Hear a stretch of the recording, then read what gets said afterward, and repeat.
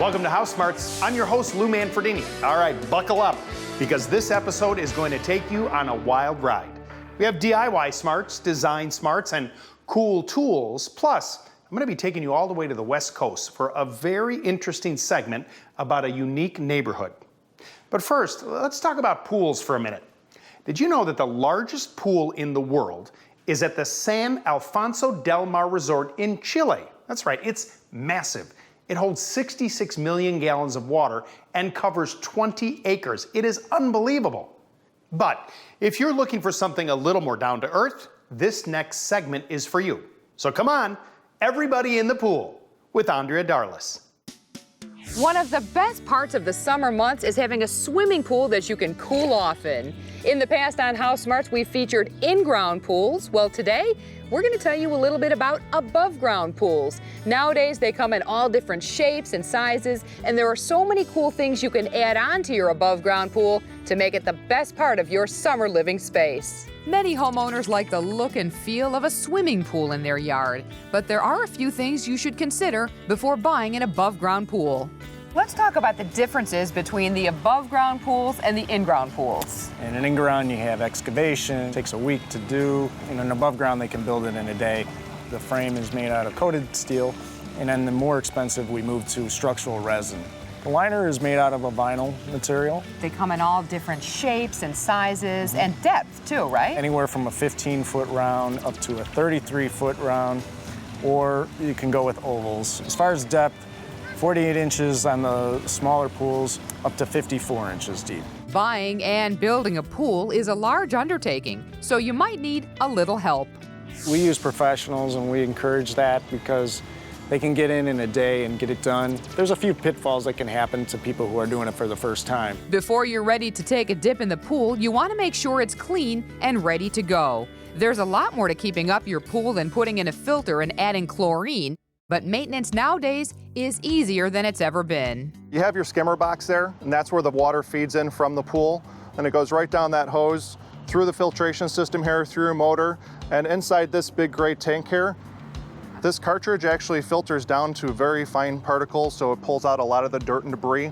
Usually there was like weekly maintenance that you always had to do with your filter. Now you just pull this out once a month, you hose it down with a garden hose, very easy. Then it actually goes through that pool frog there. Right. And with our frog leap, that actually helps purify the water. It's just a more natural way of sanitizing the pool, so you're not doing a ton of chlorine, it doesn't dry out your skin, you don't get red eye from opening your eyes underwater. But it does actually serve two purposes, where it will feed the little chlorine that you need in the pool right through the filter system. And also too, the chlorine's all pre-packaged, and so you just pop the top off, you drop it in, you're never touching the chemicals. There are other options you can use to clean your pool too. It's called a bottom circulation system. It's a drain that gets put right into the middle of the pool there, and it goes dug underground, and a pipe comes up out of the ground here right near your filtration system, so it all hooks in line with it. So all the chemicals can get mixed in evenly, and it helps keep a cleaner pool. Some homeowners can keep their pool open year-round, but if you close your pool for the season, you have to know how and when to do it. You do want to make sure you do take care of it, because if you're not going to close your pool properly, you can open up with a green pool, so that's the last thing you want. It's easier to keep your pool clean in the winter, because if you just put your winter tarp on your pool and you have all this heat and sun, and the water's not circulating with your filter system, it's promoting bacterial growth and algae growth. What you're gonna do is you're gonna put in your winter chemicals that are specially formulated for the winter time. You drain that pool water down just a little bit below your skimmer in return. You can disconnect your equipment. If you have all that water running through it, eventually it's gonna freeze and crack on you, and you don't want that either. Once you know how to prepare the pool, the filter's installed, and the chlorine is in, you're ready to hop in and enjoy all of the fun that goes with it. Many homeowners opt for a deck, either around the whole pool or part of it. I like having the deck because I'm up there then with the kids. It's nice, you can sit out there and watch, keep an eye on them. And the sky's the limit when it comes to accessories and add-ons for your pool. We just got a basketball net for the kids, and they love it. Their friends come over, they play. We also have rafts. An above-ground pool can really add beauty and ambience to your outdoor living space. Whether it's a deck, a formal or casual dining area, or even a bar around which your pool is centered, it's a great way to spend quality time with friends and family and have fun. I've always wanted a house that's welcoming. So as you can see, there's a lot of perks to having an above-ground pool. Maintenance is easier than it's ever been, and cost is certainly a factor. But in the end, it's all about the fun.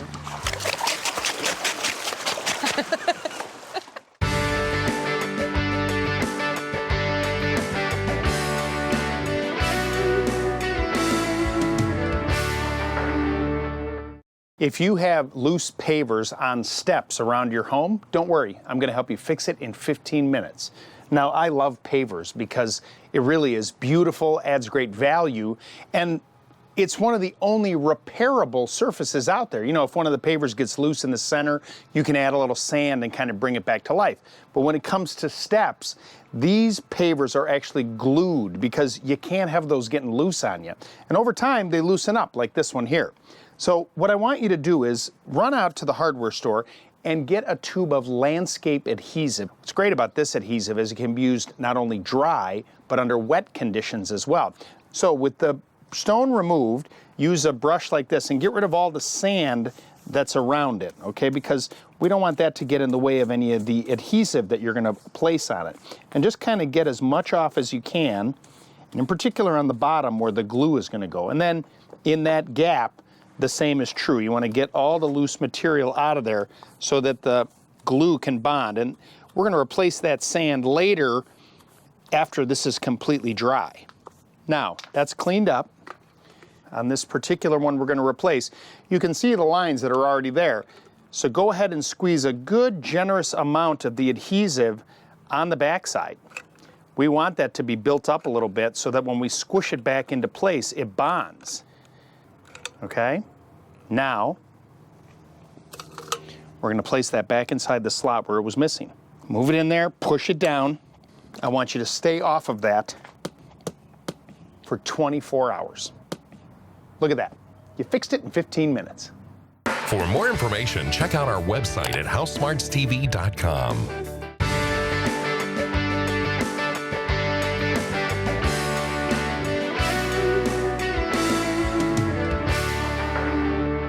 To completely soundproof a room would take a lot of time and money.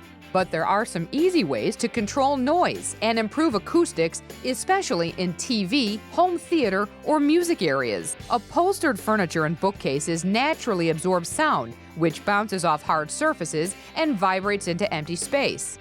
Rugs with thick padding underneath also help, along with window treatments, and the denser the fabric, the better. Acoustic panels are another option, and with a few inexpensive materials, you can make your own. You'll need sound insulation, like this 2x4 mineral wool available online, 1x2-inch pine boards to form a frame, wood screws, and if you like, brackets, hanging supplies, any breathable fabric, a drill or hammer, saw, staple gun, scissors, measuring tape, gloves, and eye protection. To build the frame, make sure the wood strips are cut to size. We're overlapping the shorter sides like this. Then pre-drill holes through each corner so it'll be easier when you drive in the screws. For extra support, try corner braces. Next, position the fabric for the back, cutting it to wrap over the sides. Then staple it to the frame, starting in the middle and keeping it taut, folding extra fabric into the corners. Hammer the staples if needed. Place the insulation inside your frame and your fabric for the front underneath. Then staple about every 3 inches, tucking in so the fabric doesn't fray. Reinforce the corners with more staples. Once the panel is done, just add the hanging support to the back. Then mount it to the wall and you're ready to rock and roll. Well, you can never have enough DIY smarts. And coming up in just a few minutes, we're going to give you some inspiration for a baby's room when we take a look at a makeover project in our Design Smarts segment. Okay, now I'm excited about this next piece because it takes us beyond the design of an individual home. We're going to take a broader view and look at how a collection of homes can be a community. Now, the struggle to build a better neighborhood has been going on for a long time in this country. From the Pullman neighborhoods in Chicago in the 1880s to the rise of suburban neighborhoods in the middle of the last century to the rebirth of urban neighborhoods today. We're continually trying to figure out how to take a group of homes and organize them to make a community stronger.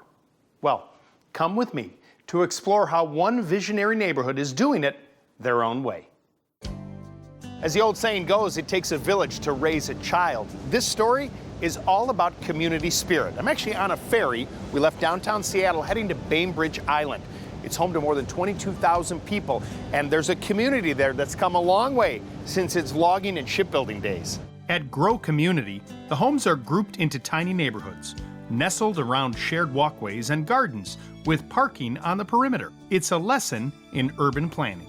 So Maria, you not only helped to create this concept, but you're living here with your family, correct? What's it like? Exactly. Well, I was warned that it would be a bad idea to live in a development that I'd created myself, but I really wanted to experience what it would be like. This is a community where people can live in a way that reduces their ecological footprint overall. Not only that, it's a place that is fun and interesting to live and healthy. We decided we had to create something that was completely new, completely different by asking people we knew, if you could create the perfect neighborhood, what would it look like? We heard time and time again, I'd love to live in a neighborhood where I know my neighbors, where the paths are safe for the kids to run and play. This is a place where we've designed very intentionally so people will unintentionally connect with their neighbors. The gardens are out front in the front yard, and so again, it becomes a place that is really more fun and easier sort of lifestyle for people, and so it attracted a variety of different people. The homes here all have a small footprint.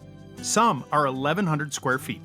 They're designed to be much more efficient and healthier to live in. I was born in England, and so know European homes, which are a lot smaller. So we used a lot of tricks that I learned over there. On the main living spaces, they're very open plan homes, so that their space can be used flexibly. One of the keys is we use a lot of windows. In the Northwest here, the light is a precious commodity, and so we want to let as much of that in as possible. We ended up using the Marvin Integrity Wood Ultrex line, so a fiberglass window on the outside, wood on the inside.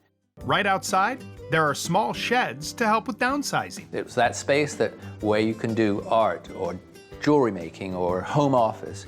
And they're not on every property in the community, but they are being used for all those different things. Developer Greg Lodikis helped bring the vision of a more connected, greener community to life. We have this spot where our residents can walk out their front doors and in 5 minutes be down into the little urban village of Winslow. A nice location to get the things that you need on a daily basis. This development really has some interesting properties in it, right? Like the solar panel, it's pretty extensive. 100% of the homes have solar, and that was all done by the residents here. Our effort was to work with the manufacturers of solar to create this package that was too hard to pass up. The residents were able to get a secondary loan, get solar on their roof, get their home to net zero, meaning producing all the energy it uses, and get paid for that. Had you ever done a project like this? It was unique, it definitely was. We want to create conversation about how you can build a deep green, how you can produce your own energy, how you can conserve energy, and how you can kind of reconnect to people while doing all that. Some of the big things that we're missing is intergenerational living and the way we develop properties. And so we get excited both in this phase and our next phase about creating more of that for people that want to age in place and mix with families and kids, and we think that's a healthy ingredient recipe. You know, I got to tell you, I really like this place. And the people we spoke to today, they're not just talking the talk. When the cameras weren't rolling, people were walking by, they were saying hello, how are you doing? It's that sense of community that really is a throwback. And while it's modern design and it's net zero impact, these types of ideas we could place anywhere in the U.S.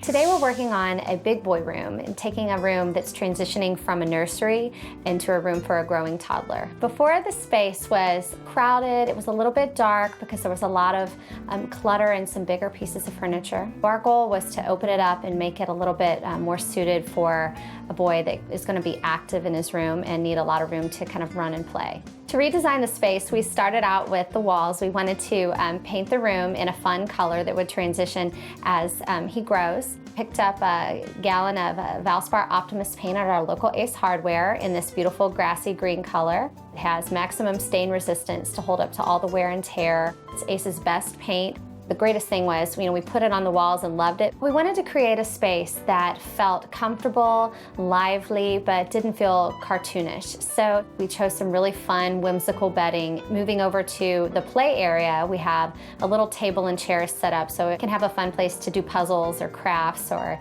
homework. Not everybody can go create a room from scratch, so we took off the heavy top part of the dresser to give the room a collected feel so that it's not overly matchy-matchy, which is a great thing for today's lifestyles. One thing that's really important in a room for a young boy and really kids of any age is that you've got privacy from the street and then blocking the light. We found these really great blackout shades and then layered them with a white drapery that would really pop against the green, and it creates a very high-end look for not a lot of money. One of my favorite things about the room is the dinosaur sculpture. It's three-dimensional, and it's just a really fun accent piece that I think is kind of the showpiece of the room. I love the finished space. I think the room is opened up. We balanced out the green with a lot of whites, took out some of the bigger pieces of furniture, and focused on a few key pieces that he would be able to grow with.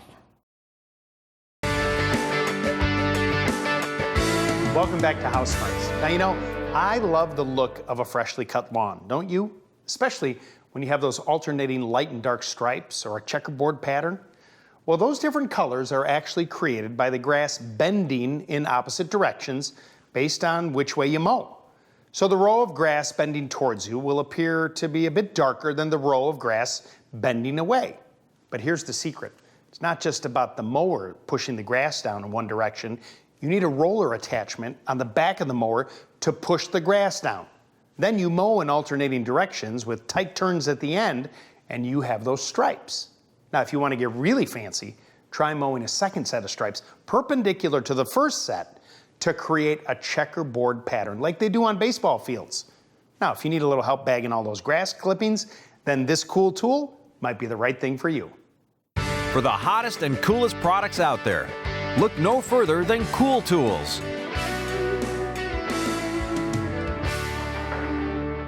It seems we often need to get more work done in less time, and the Big Bagger and Lil Bagger are designed to help. The Big Bagger is ideal for everything from yard work to cleanup or storage. It keeps bags open so you can rake, sweep, and work right into them. Just snap the frame together and wrap the opening of the bag around it. The Lil Bagger is perfect for the car or even outdoor entertaining. Pull the bag through the handle, wrap it around the ends, and you have an instant container. For more information, go to HouseSmartsTV.com. Ask Lou is brought to you by Ace Hardware, delivering helpful hardware service since 1924. Ace, the helpful place. Here's a question from Kaylin in Illinois. Our son just came home from college with all of his stuff that he's storing in our basement. The inside and the outside of the microwave he used in his dorm is disgusting. Do you have a product in mind that would be good for cleaning it up? I know exactly the microwave you're talking about because one of those came back to our house. It's disgusting. All right, the outside is pretty easy to clean. Use a household cleaner, spray it on, give it a few minutes to soak in, and then wipe it clean. But inside is the chore, right? Stuff explodes, they keep using it, and it kind of gets baked on. It's almost embedded on the surface. Glisten has a product called a microwave cleaner. They give you this little sponge that has a cleaner inside of it. Place it inside the microwave, and depending on the wattage, between 25 and 45 seconds, you put it on high and let it run. It starts to steam, and that steam and the cleaner helps to loosen up all that baked on gunk. Then leave it closed for about 3 minutes. Open it up, wipe it all down. It's gonna smell great, it's gonna look great, and then your job is making sure it comes back home looking exactly the same way when they go back to school. Hi Lou, I'm Leslie from New Jersey, and I have an overgrown 3-level backyard, and I would like to know how I can fix it up. Do you have any ideas? So Leslie, when it comes to kind of reinventing your yard space, you really just have to start by cleaning everything up. You know, you've got a lot of overgrown material, as you mentioned, and it's kind of unkept. So you want to get at it with some shears, the lawnmower, and kind of cut everything back so you can see what you have. In the flatter areas, it's probably a great place to put some new grass seed to create some nice centerpieces or a focal point. Then where you have trees and bushes existing, try trimming those back and cutting them so they're more defined. And then from there, it may seem thin at first, but then if you want, you can add additional bushes or shrubbery or even ground cover to really kind of spice the thing up. If you're gonna do it yourself, it's gonna take time. But if you do it with a plan, your backyard's gonna look great. For more information, check out our website at HouseSmartsTV.com. HouseSmarts, brought to you by Marvin Windows and Doors. Marvin is truly built around you. Thanks so much for watching HouseSmarts. You know, we couldn't do it without you.